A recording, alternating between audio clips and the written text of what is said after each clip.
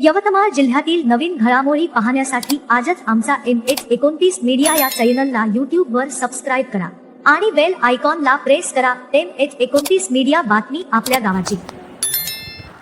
ठाणेदार ठरले देवदूत, मध्यरात्री मानवतेचं दर्शन, युवा वर्गासह स्वयंसेवक ॲम्ब्युलन्स चालकांची भरीव कामगिरी।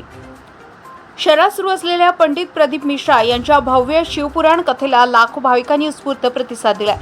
अमृतवाणी ऐकण्यासाठी मोठ्या संख्येनं भाविक एकवटले असतानाच निसर्गाने अचानक रौद्र रूप धारण केले। जोरदार वादळ वाऱ्यासह पावसानं हजेरी लावली आणि कथास्थळी उभारलेल्या मंडपाचा काही भाग मध्यरात्री कोसळला। या घटनेमुळे क्षणभर भीतीचं वातावरण निर्माण झालं, मात्र सुदैवानं कोणतीही जीवितहानी झाली नाही।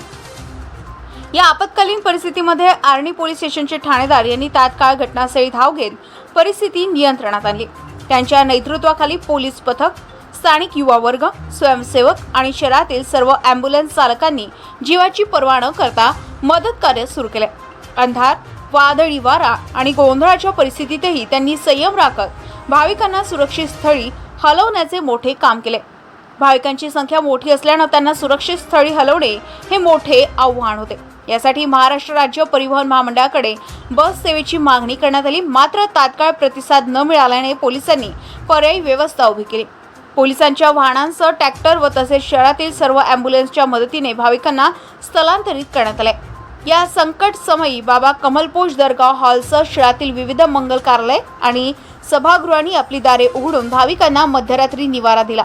या सर्व ठिकाणी नागरिकांची व्यवस्था करण्यात आली। या सहकार्यामुळे मानवतेचे खरे दर्शन घडले। संपूर्ण घटनेमध्ये पोलीस प्रशासन, युवा वर्ग, स्वयंसेवक आणि नागरिकांनी दाखवलेली एकजूट व तत्परता कौतुकास्पद ठरली आहे।